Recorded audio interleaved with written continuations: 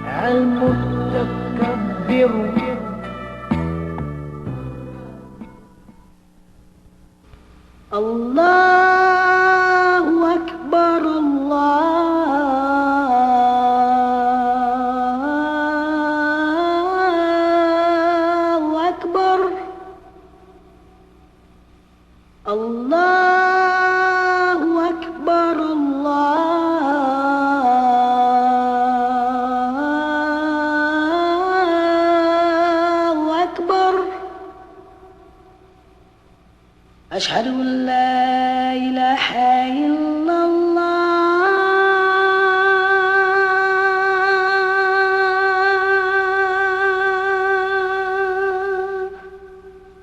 أشهد أن لا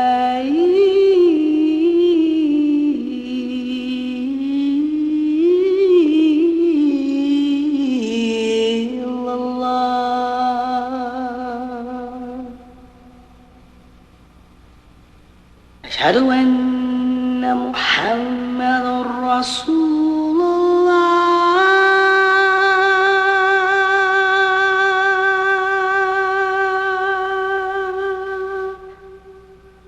أشهد أن محمد رسول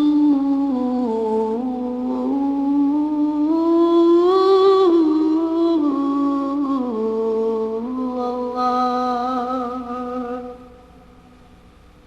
حي على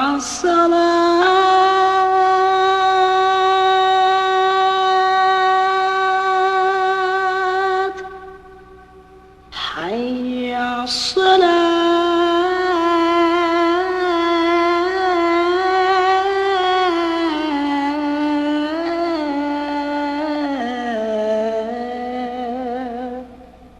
حي على الفلاح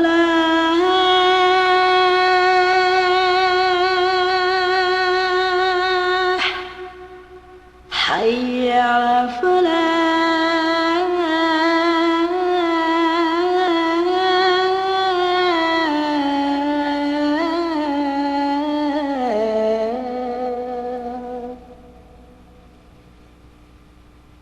الله أكبر الله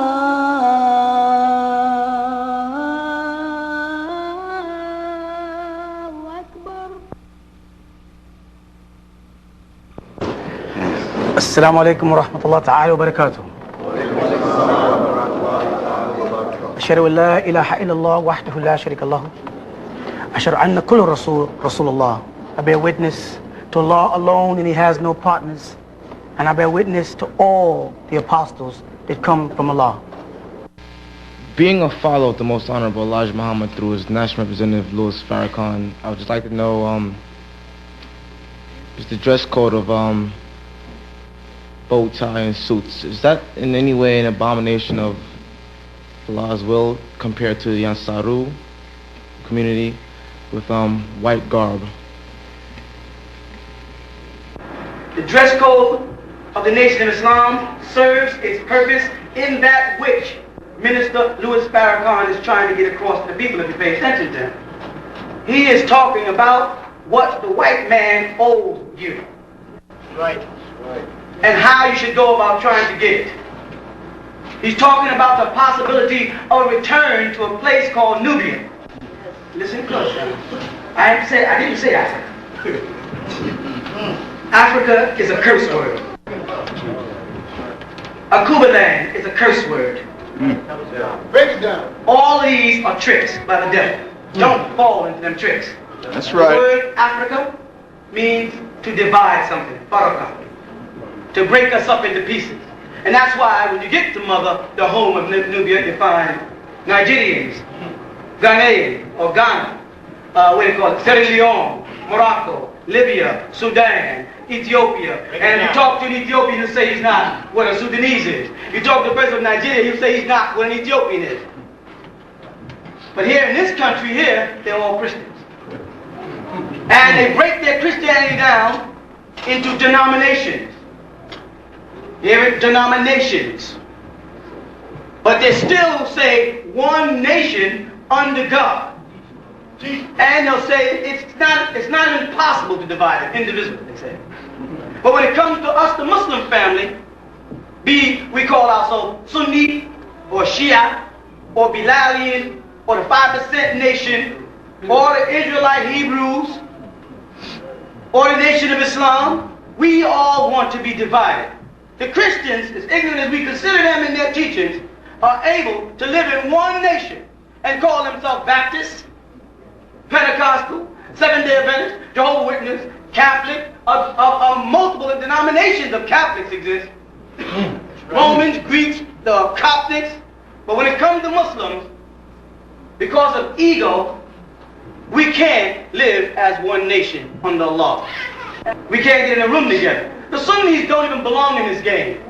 That's right. That's right. That's right. I'm sorry if I insult you. You don't belong in this game because you're not saying you're black. That's right. Bring it out, brother. And if you're not black, you don't belong in this room with us. All right now. It's a black thing. That's right. That's right. That's right. That's right. And if you can't see who the devil is, in 1990, Wake us up. Wake us up. if you can't see what the devil is doing all over the world today to people, our people of color, then you're blind, brother. That's right. And the Quran says you're blind. That's right. It says, deaf. How are they deaf?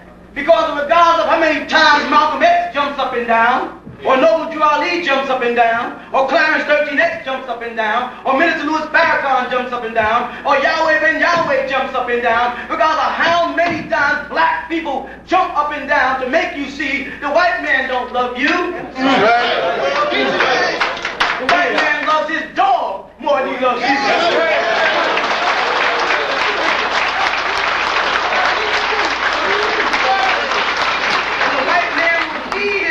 Before he feeds you. You don't see no welfare for dogs, do you? The white man ain't gonna give you nothing. And for you Sunnis, I'm saying, the people that you are worshiping, Bring it out, brother. are worshiping the white man. Come on. That's right. Come on with it. You flying over to Saudi Arabia to run around the Kaaba and kiss a black stone and worship it, and shake hands with a bunch of pale Arabs. Right. And they call Minister Louis Farrakhan over there. Go ahead, teach. You beg to go. And they invite him over. That's right. They're all the Sunni Muslims in America, smiling and shining. There's no racism in Islam. Muhammad sallallahu alayhi wa sallam is the messenger of Allah for the Europeans, for the Americans.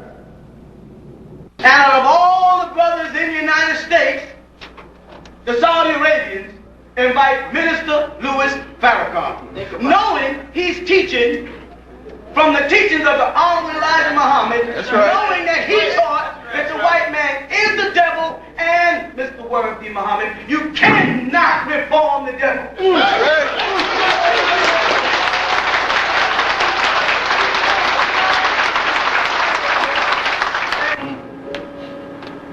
But I will not align myself with no pale Arabs who align themselves with the American government, building weapons. That's right. When people in Ethiopia are starving to death, and Sudan is starving to death, Muslim countries are starving to death. But which Muslim countries, brothers and sisters? The white ones or the black ones? We don't have our poverty in Turkey. That's right. Or Iraq. If they didn't shoot up Lebanon, it would be the most modern city in Islam world. I didn't say Islamic, I said Islam. They had to turn it into a parking lot. Meanwhile, brothers in Sudan starving to death. In Ethiopia, in Somalia, Muslim countries, but black Muslim countries. The so-called devil, the Jew, Yahu's grafted devil, he will go to Israel and support Israel. I'm talking about the United States of America, will spend billions of dollars strengthening the military of Israel.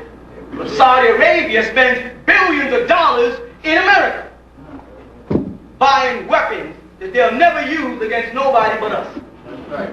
But they won't use it against the white man. That's right. Because they love the white man. Why do they love the white man? We give him nothing. Nothing gives him nothing. Never gave him a reason to. He didn't even know they existed until they had some oil. So it's a black thing. And it's a day and time we're in when the family of Adam have got to come together. I don't care whether you speak Spanish, Cuban, Latin, Japanese, Malaysian, Indonesian, Arabic, Hebrew. I don't care what you speak. You are a child of the sun. When I say a child of the sun, I mean you're the only race of people who can live under the sun. That's right. That's right.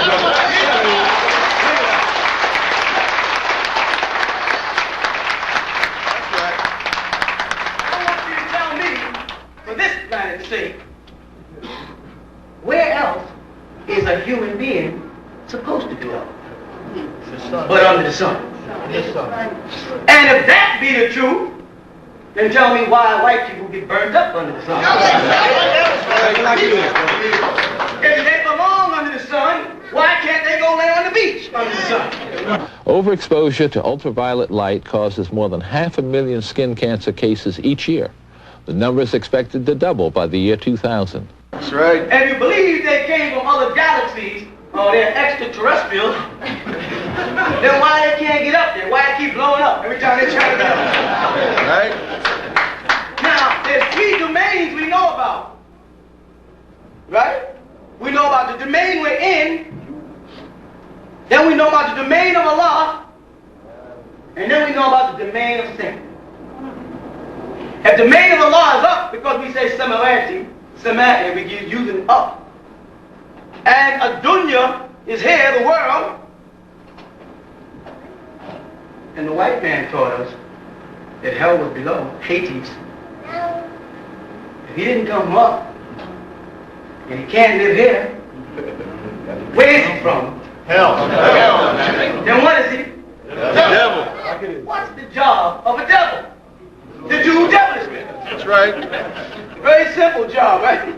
Devils do devilishment. Is crack devilishment? That's right. Yes, it Is marijuana devilishment? is. Yes, it is. How about alcohol? Yes, it is. How about prostitution? Yes, it is. How about war? How about AIDS? How about syphilis? How about gonorrhea? How about herpes? Are these all part of devilishment? Did we have these in Mother Africa? You hear anything about ancient Egypt? No. When back in Egypt we had diseases? No. So the first thing he had to do is to divide us up and call us Africans. That's what he did. Put us in all kind of loud songs. So you go to Nigeria, they got on plaids and speckles and banners and ribbons and so and so. And they say this is our national dress. Tell it like it is. You go to Europe, they all wear suit and tie. Germans wear suit and ties. Italians wear suit and ties. French wear suit and ties. Americans wear suit and ties. They got to tell you where they're from for you to know it. Right? So you can't even aim a rock and throw it at them without asking them who they are first. But when it comes to us, we refuse to garb ourselves in the garb of righteousness. Think about it. Think about it. We're in a country that we built. We're not respected for building it by our own people. The white man obviously knows that you built the country and that you have the ability to build without him. That's why he won't give you jobs. Because if he ever lets you get your hand on the tools, you'll build another pyramid here and create a ninth wonder of the world. He knows that.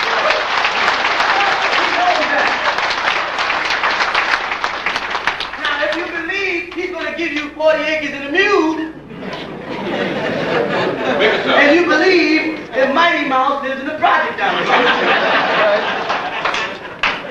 there's too many of you to get 40 acres and a mule. There's not that many acreage on the planet right now. And they're going to show you that many mules.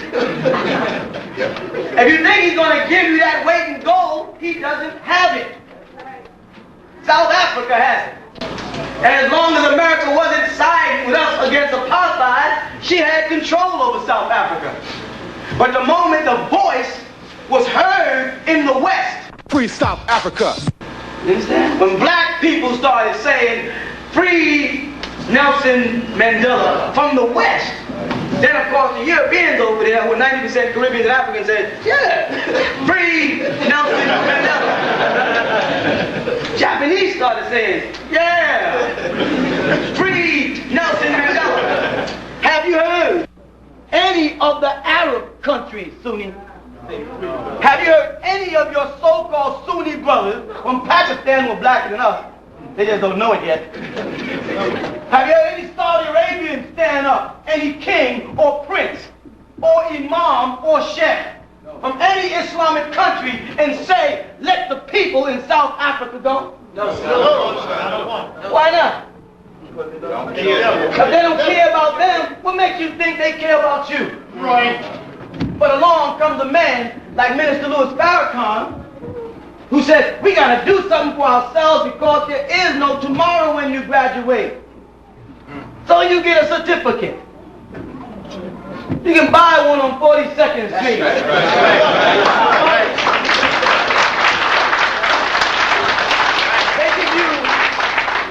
They give you a BA degree. You're taught by professors who profess to know things. They put you in a college. They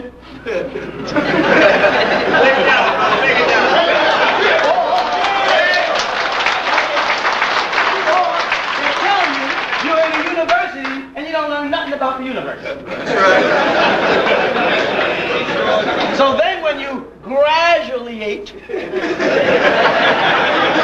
when you finally graduate and they throw you at the world market, come on college kids in here, tell me what you know. They have you leaving school looking for a job. Right. They don't have you leaving any school, which is a trick word for shul, if you spell it out, is Hebrew. They don't have you leaving creating jobs. What are you going to be? I'm going to be an executive secretary.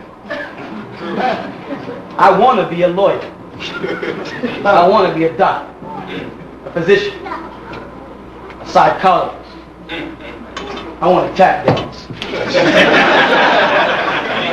I want a soft shoe. I want Uncle Tom. I want to work under some more white folks. I want to remain the slave of the slave master. I want to get up every morning and pounding on this metal object called a subway by the hundreds and stuff in there and squeeze and sweat. And then get out there and go in the place and push a card in and sit down and do what he says do to make him rich, to keep us in slavery. Because if you're making $500 a week, boy, you're giving him $5,000. Otherwise, you have no value.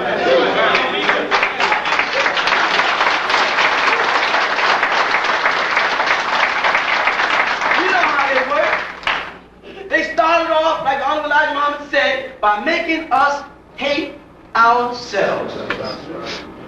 You sisters, and I was talking to the sisters in the community yesterday about the same thing. You sisters are under the illusion that we think y'all are pretty.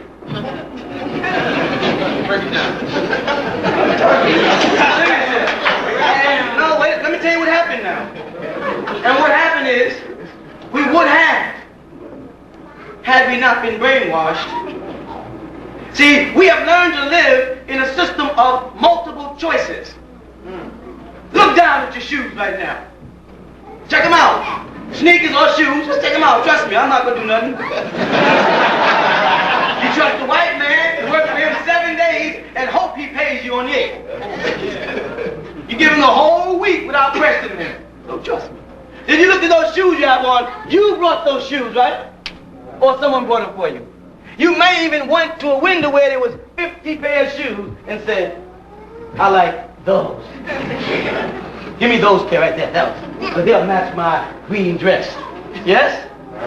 Did you decide on the shoes you wanted, or was it multiple choice? Multiple choice. Tell me something, some decision you have made since you've been in slavery. Please tell me one. You got a book. I guess I'm on television. You know what I'm watching tonight? One of these things on one of these channels. What am I going to eat? Ain't y'all tired of chicken and lamb and rice and spaghetti and... All right? What are you going to eat tonight? One of the things you ate within the last year. Only scrambled around. Multiple choice. I'm reaching a point. The only decision you ever made on your own was when you decided to become a Muslim. Let me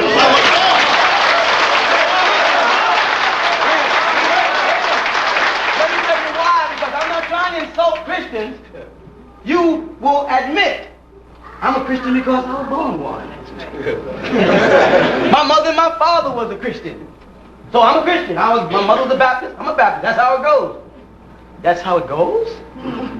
So your father become a lush, so you become a lush. Your mother's abused by your father, so you should automatically marry a husband who's going to abuse you. Your mother lives in a project, so your greatest hope should be the project. So you start your multiple choices again now in your way of life. Well, this I want from my mother, this I don't. This I want from my dad, this I don't. The only decision you'll ever make in your life is when you start making decisions that are not pre-programmed in the computer of the Western world for what you'd be. You understand that? And like this sister was asking, where is the help? What is the help? Atonement is the help. Atonement is it. You must sacrifice something. The brother should have asked her, what are you willing to sacrifice to get relieved of the surroundings of the devil? Because see, you want the devil to leave you alone, but you don't want to give up nothing. Right. So which means that the thing that's attracting the devil to you is still there. If you want to get the devil off your back, then change your jacket. If you want to get the devil out your face,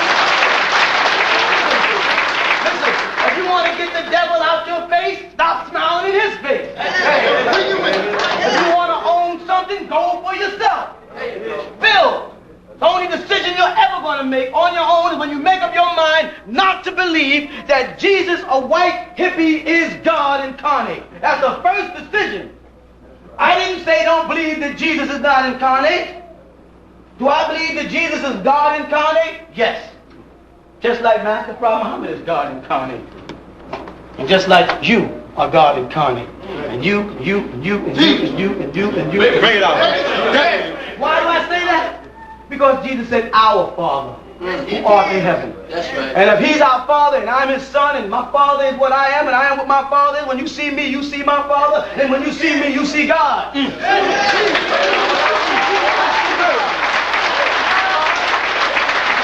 correct it one more time. Let me correct it one more time. I didn't say Allah. Right. I don't want you small-minded Sunni Muslims to twist this around. Y'all have a way of taking me and Minister Louis Farrakhan's words and twist them around. That's right. See, Minister Louis Farrakhan is the best speaker we got today. That's right. You understand? We both serve a purpose. We came in a pair. So every time somebody came as a single, you didn't listen. We came as a pair this time. You follow that? Following Elijah. I'm the writer, and he's the speaker. That's right. I heard Minister Louis Farrakhan say, there's nobody out here that can speak like me. And I watched his tape, and I said, he's right. He's a better speaker than I am by far. By far. But then I said, but there's nobody out here who writes like I do.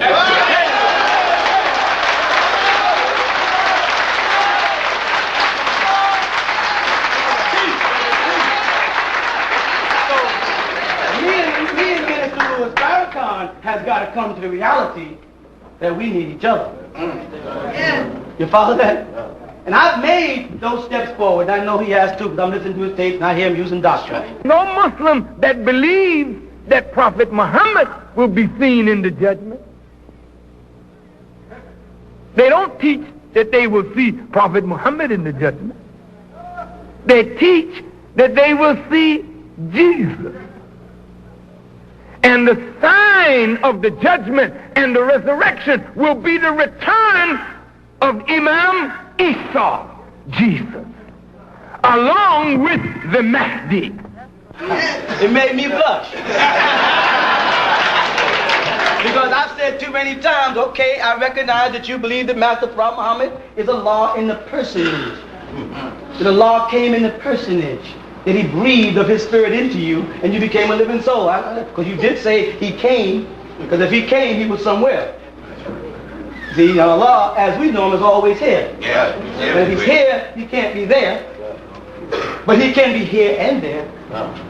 And he can't be over there and not here, and he can't be over here and not there at any one time. But he can be here.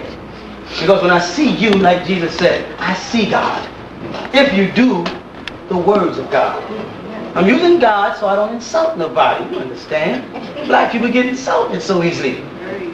You talk about their white God, they ready to hit you. But let the white man down Honorable Elijah Muhammad or Sheikh Dawood or Noble Drew Ali or Clarence 13X or Malcolm X, and they love that. Let the white man say Elijah Muhammad had a bunch of secretaries he had sex with. Oh, and President Kennedy had wings, huh? President Kennedy and his brother and his other brother was all hooked up with the same woman, Marilyn Monroe. They just passed it down. All y'all know about us is Cleopatra and Nefertiti. How many husbands has Elizabeth Taylor had? But you talk about the Honorable Elijah Muhammad having more than one wife. You didn't know it, you just assumed it. That's right. All conjecture, all hearsay. You got it from an angry son. Sons get angry at their fathers all the time. Get mad, want to know I hate him. How many times when you was a kid you said I'm gonna grow up, I'm gonna beat him up? Wait till I get big enough, I'm gonna knock him out. Allow my mother in the kitchen. When you got big enough, he said, come on. He said, wait till I get big.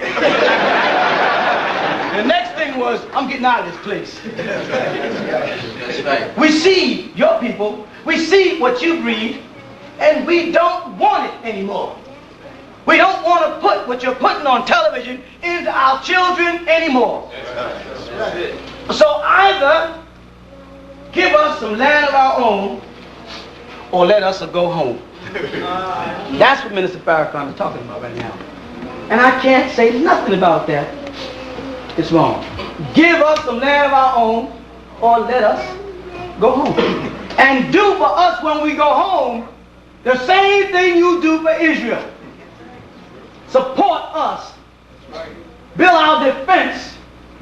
Do the exact same. Don't just throw us out in no desert and leave us there and make a joke out of it. We ain't that stupid. Don't you realize the reason why black people love you so much is because they're smart enough not to leave you until they can stand on their own? They look like Tom. The brothers and sisters you don't like out there, you say, that nigga's a Tom. Look at him, he's towering up on the white people. He's just a little smarter than you. You just don't see it that way. I'm standing real close to the whitey, because whitey got it all. You know what I'm saying? Whitey's eating steak, and y'all are eating at McDonald's and White Castle. Yes, Whitey produces the clothes, we buy it. Whitey produces the music, we listen to it. He produces television programs, we watch it. He subliminally brainwashes us to be what he wants us to be. So, when I see a black woman, I don't see beauty. I gotta see a white woman to see beauty. You know how you know? A good brother, he means well, Eddie Murphy. He does a whole lecture, because that's what comedy is, a lecture.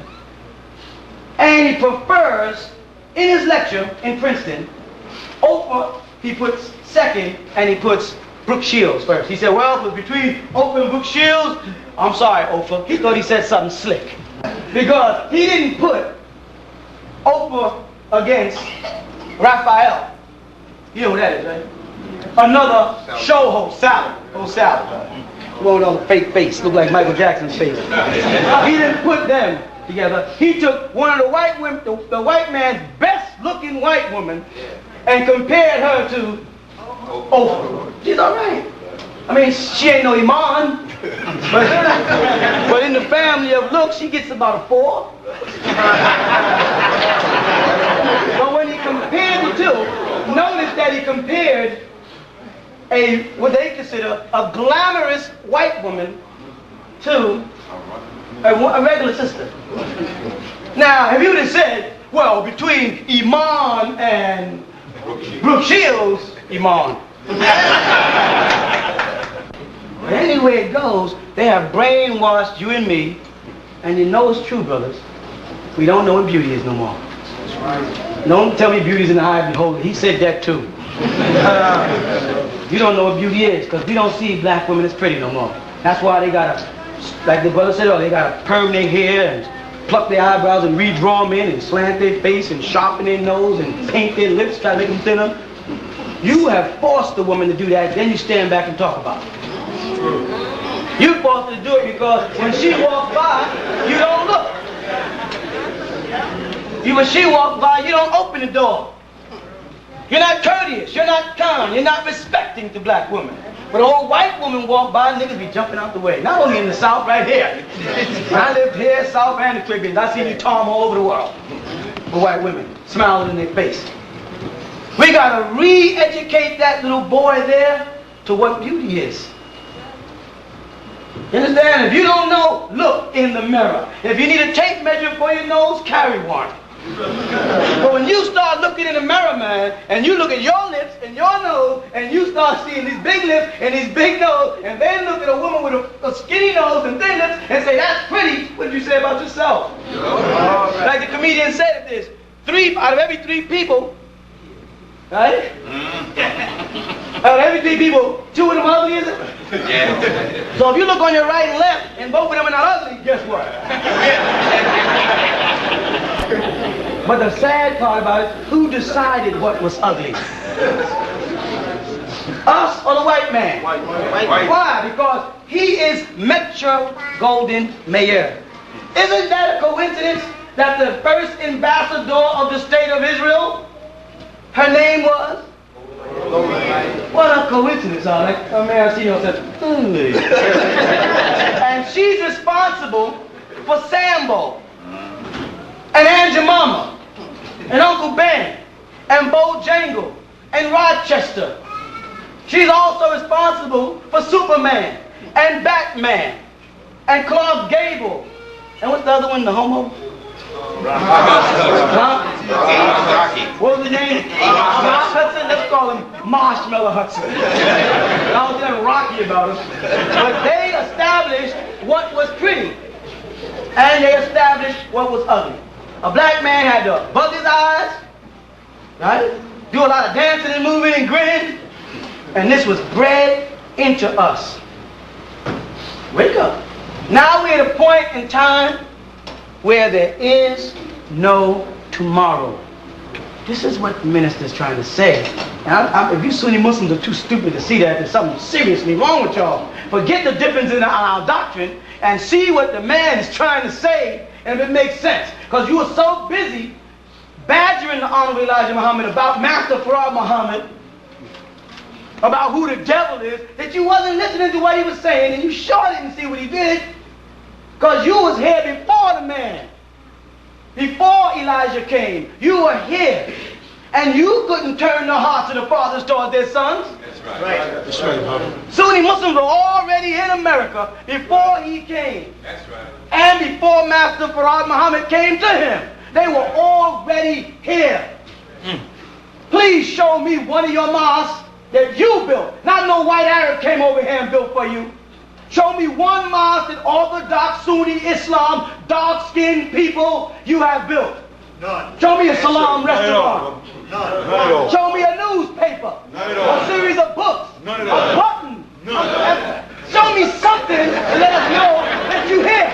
That's right. Because what they did is they concentrated on you not being here. That's right. That's the pact the Arabs got with America. Don't turn our niggas into Muslims. want you to become Muslim.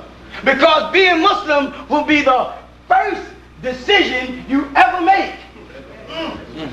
And if you make that decision on your own, decision making is going to start being fun. Come on with it.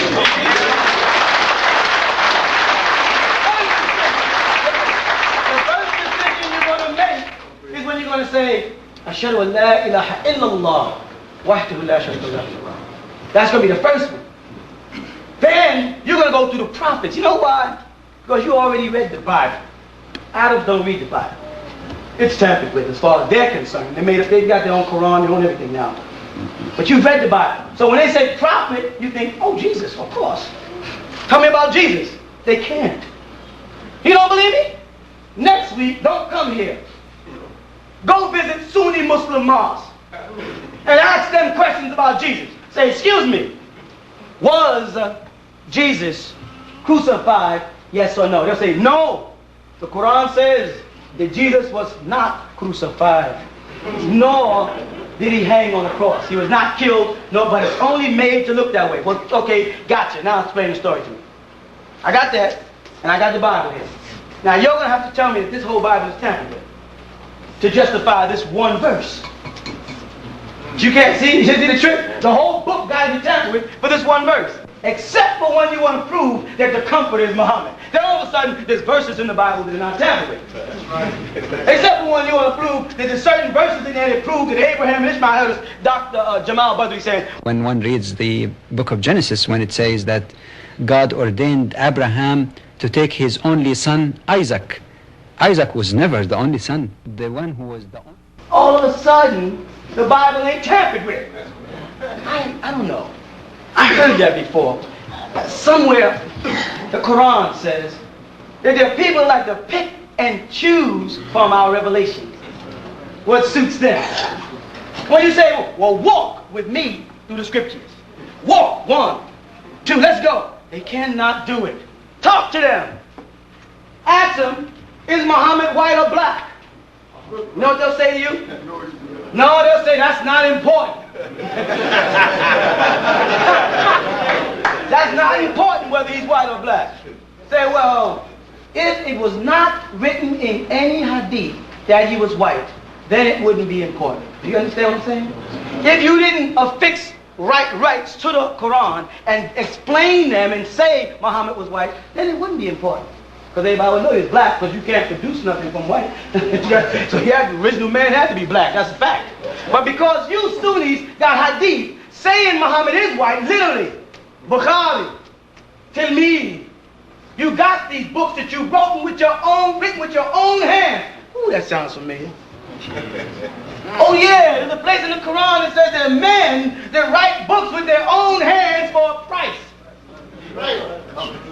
So you ask them, did the Prophet Muhammad write the Quran? Some scholars say yes, some scholars say no, some scholars say we don't know. But they'll say, yeah, Jesus never wrote a book with his own hands. They're right. That's right. And the Quran confirms that Jesus never wrote a book with his own hands, but the Quran says what? What we gave to Jesus. Who gave it to Jesus? John gave it to Jesus. Because it says in the book of Revelation, this is the revelation which what? Allah gave unto Jesus to show unto his servants things which must shortly come to pass. And he sent it and he signified it by his servant John. That's what it says, brother. So don't say, did Jesus write a scripture with his own hands? Because the Quran also confirms that Jesus was the word of Allah. Right. Calls him Kalim, the word. But you took and called Moses the word. The Quran says Jesus is the word. But you ask the Muslim, what is Moses' secret name? They say, Kalimullah. Show me that in the Quran, say. See, this is the Ansar Creed. If I don't leave anything here, I want to leave with you the word, show me that. Right. That's what makes an Ansar, you know. That's what makes us different than every other group of Muslims out here. We're like, show me, man. Got the Bible in my hand. Get the Bible in my hand. Christians say, well, Jesus said, show me. I want to see where it says Jesus is so-and-so. Well, it's in there somewhere. Oh, the other thing's in here somewhere. We're not talking about anything. Show me what you're talking about. If you didn't have enough faith to study the exact verse and a chapter, why should I even bother listening to you? Oh, wait, that sounds familiar. There's a place in the Quran that says there's people that are like mules that carry books on their back. Why they use a mule? Because you can't get any double stuff. So when you go to a Sunni Muslim and you say, well, I visited the Ansar, Astaghfirullah. Those brothers are not Muslims. That man says that he is Allah. See? That's called altering words. Some of those who are Jews altered words from their places. I said, all of you are Allah. You are the original man, the Asiatic black man, the maker, the owner, creator of planet Earth, the father of civilization, and God of the universe. When you were spirit, you were supreme. When you were seed, you were supreme. And now you are supreme. They call the Prophet Muhammad in the Quran, Khuluqul Azim. They say created supreme in the Surah of the Pen. But they will take and say created great. Then say, what's the name Al-Aziz mean? Mighty. Then what's the name Al-Mutakabir? Big. They keep jumping from great. Then why do you say Allahu Akbar means Allah is the greatest? Show me the answer creed. Because we live by the word of Allah. Man does not live by bread alone, but by every word that proceeded out of the mouth of the Lord. That's what it says. So when someone starts rattling on with their mouth, say, show me it in the words of the Lord. Wait, say, well, I got this hadith that says, oh, don't let me get away. Oh, so the hadith is from Allah? Well, no, the hadith is a collection of men. No. Did this Tanazzalu Malaikati, did it come down that night, Laylatul Qadri? No. Then I don't want to hear it. Right. I'm not in a day and time to listen to it. I'm sorry, y'all Arabs just got rich. We're still poor. We don't have the time to be messing around. The whole world is succeeding except us, and we were the first ones here. So we must have been robbed. Somebody must have taken it. Because we don't have anything. What do we sell? No. What don't we buy? Anything he brings in, we buy. But we sell nothing. Where is our tomorrow? The only tomorrow we have is if we make it. Mahdi, an exclusive formula enriched with nature's secret substance to enhance and beautify your whole appearance. Mahdi shampoo, conditioner, lotion, and soap contain the exotic scent of the ancient musk deer that dwells freely in the mountainous regions of the Himalayas. Our exclusive scent of musk has been traditionally called misk. It is commonly known amongst the lineage of the prophets that the scents of rose, myrrh, frankincense, and musk stimulate good moods, good character, and generates a pleasant environment. Mahdi luxurious misk scent keeps the body at the peak of performance. Rest assured that Mahdi ingredients pamper the body to give it that smoother, natural look that only your body deserves. You owe it to yourself to look good with Mahdi products. So be good to your body, and your body will look good to you. Available in your neighborhood at your nearest tents of Kedar. Don't let the man trick you. See, we started red, black, and green way back in Marcus Garvey's time. Right? They didn't tell you that same red, black, and green that Marcus Garvey used there, he got from a Sudanese called Dus Muhammadu Ali. They don't tell you that. It's history. It's in the books. And he was a Sudanese who we met in Egypt. You know about that. Now, if he's a Sudanese, and back then, the flag of the Sudan was the Mahdi flag. This flag right here.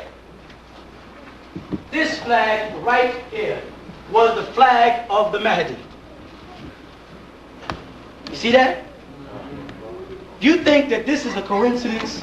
that this flag happens to have the same colors that Marcus Garvey happened to get from a man he happened to meet from the Sudan who happened to be in Egypt at the time?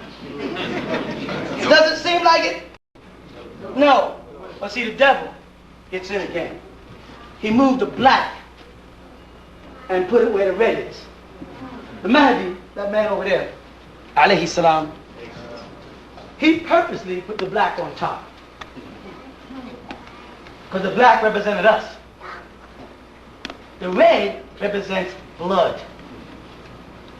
You understand? Red, black, and green means you plan to bleed again. The Mahdi said, no, I'm coming in the name of Allah. And we will not bleed again. And the British came out against him, the Turks came out against him, the Egyptians, a little band of men, a small group of desert people, no weapons, but faith that has the power to move mountains is all they had. And they stood behind the Mahdi, alayhi salam. And they rose that flag. And they conquered.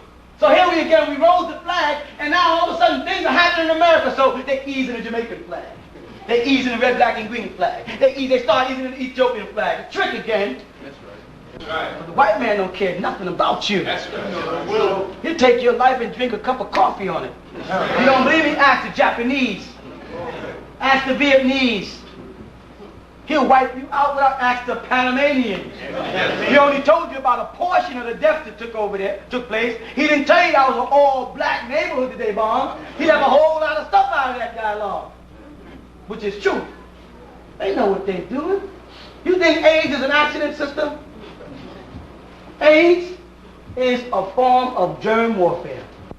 This disease will kill more people this year than all other viral diseases combined. According to Dr. Robert Strecker, AIDS is a man-made, genetically engineered virus that was either accidentally or deliberately introduced into the world's population. Nobody dies of AIDS. They die from their immune system breaking down, and whatever disease is there attacks them and kills them. That's right. So, tell me how many cures they're going to need. How many cures? Because if each one of y'all catch AIDS, you're going to die for a different reason. So your cure is different than your cure and your cure. And the white man ain't going to spend that money trying to do that. He's doing another thing. He's spending the money trying to get out of here and leave you with the disease. You think he's shooting up his space shuttles for? He wants to go up there and live. And he did all that. He destroyed the planet. He destroyed the ozone. You make any spray cans? What are the soap cans you ever made? Spray what? Spray hair sheen or afro sheen and spray can by black people? Where? He ain't created a thing here. We're not responsible for the diseases. But he will leave you here to die. And your preacher don't know that. Because he's so busy saying Jesus is going to come and save us. We waited 379 years for this spook God. Where was he in Georgia when them crackers blew up that church with them little kids in it? Yeah. Where is he? If he's there to help, where is he? Where is the spook God y'all been waiting for? We've been waiting with you. Every now and then, you know what y'all do? Y'all lie and fool the world and say, there's a cross out in Queens in the sky. There's a big cross. That means Christ is coming. You remember that? Yeah. And all the Christians are marching out to Queens and looking, oh my God, Christ is going to come. And they've told them Muslims, told everybody, it's all over, salvation is coming. And they find out some little kid is flying Christ. Then they said, we done found the actual shroud of Christ. The actual burial cloth. He left his spiritual impression on it. He left his impression on a cloth he went through. But he had to move a rock to get out the cave. That's beside the point. We found a shroud. And this shroud means, yes, Christ did die on the cross for our sins, thus he is coming back. I don't see the equation between the two. But because he died on the cross for our sins, and he left his impression, here he is. They went and made a picture of him. He had long blonde hair. They x-rayed it. They hologrammed it. And they said, this is Christ. Then somebody found out that someone made it in the 14th century. Some artist made the shroud.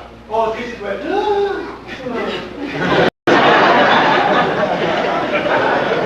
How many more? There was a statue in Rio de Janeiro, of all places. You've been there.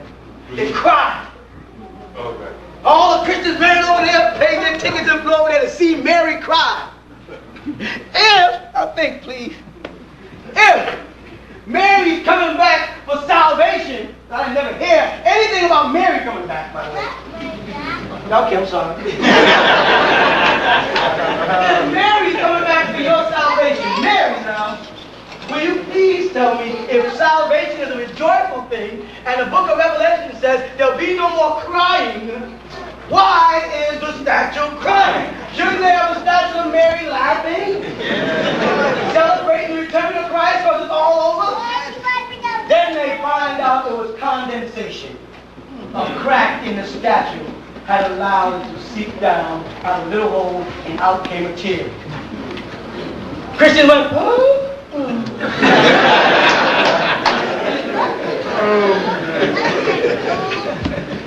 Now, but meanwhile, a little man, not bigger than this here, Mama would say, stop believing in this spook God, he ain't coming. You've been waiting for him for too long. He ain't been giving you no signs. And why is he letting people deceive you like that? Why would God let people trick you into thinking he's coming to build your hopes up? You're going to run all over the world and go, let's do it together.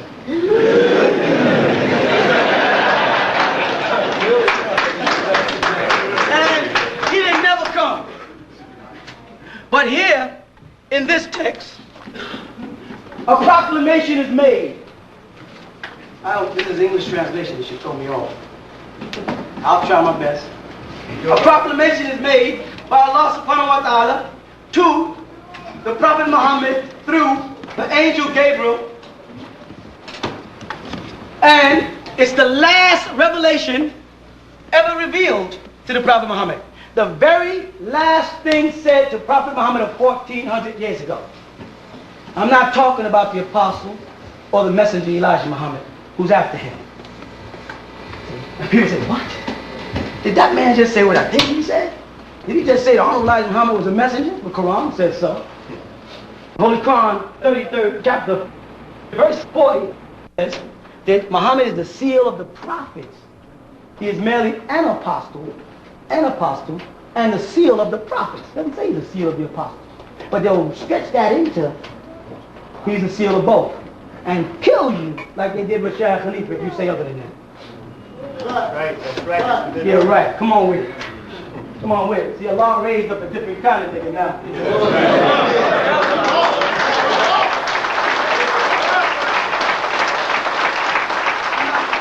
I'm not with Shah Khalifa. I heard the messenger said once, meaning the Honorable Elijah Muhammad, don't get scared. Mr. Louis Farrakhan said the white man had a gun to the Honorable Elijah Muhammad head once and said, nigga, I should blow your brains out. Right. He told him, you can't do it. Only if Allah wills it, will it happen. White man put his gun in his pocket. That's faith, right? You got that kind of faith? You think you can stand that? Jesus didn't have it. Because when Jesus got ready to get crucified, he said, oh, my Father, if it be possible, let this cup pass by me. Isn't that what he said? He told me that, oh God, my spirit is willing, but the body is weak. But you Christians keep telling us it ain't about his body. It's all about his spirit. But Jesus identified with the both of them. He said, spiritually, I'm down. I'm with you spiritually, walking through the valley of the shadow of death and all that stuff. I'm with you. But these nails, you understand? Is there another approach toward this thing? We do this another way? You know what happened? They just doctored up another way. He really said, I ain't ready for this. Jesus said, I'm not ready. Now here's a man who brought back the dead. But he's not ready to die. Why? I'll tell you why. Because Jesus became like they said. Here's what Jesus says to them. Who do people say the Son of Man is? They say, the prophet, Elijah? No. Another thing, let me tell you. This is another trick the Arabs are playing on y'all. There's 3 different names for Elijah in the Quran, spelled 3 different ways.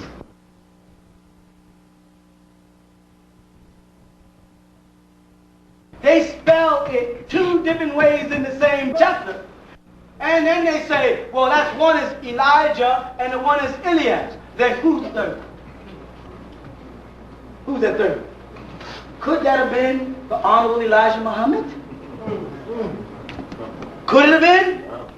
Let's think about it. The Arabic, you can't dispute because it's there 3 different ways. Name another prophet in the Quran whose name is spelled 3 different ways. And why?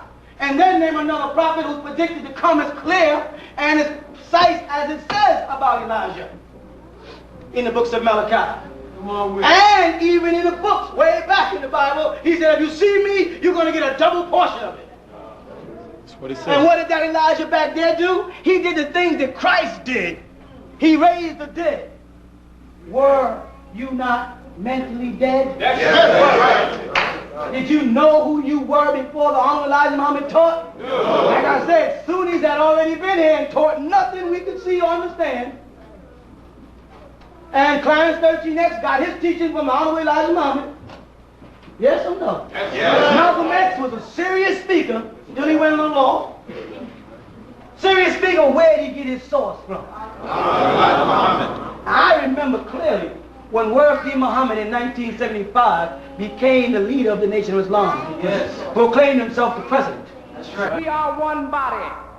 But God has manifested that we, under the leadership of Honorable Elijah Muhammad, are the divine body that God wants the world to see today. I said, oh man, his father's son is right. Right? His father's son is right. But somewhere along the line, he made too many trips to Saudi Arabia like Malcolm did. And slowly but surely he came back on. Where in the Quran did you find a hint that it would be possible for white persons to join the Nation of Islam in this country? Because in 1960, as I recall, it was open exclusively to blacks, not to whites. The language of the Quran concerning the family of man is very much like the language of the Bible. It's not a hint, it's just plain language. It says that God made you from Adam, your father Adam. And the Quran says also that man is one human, one family. Sharp. The devil can be reformed. Let him in the mouth. Wait a minute. What does the lesson say? Can the devil be reformed?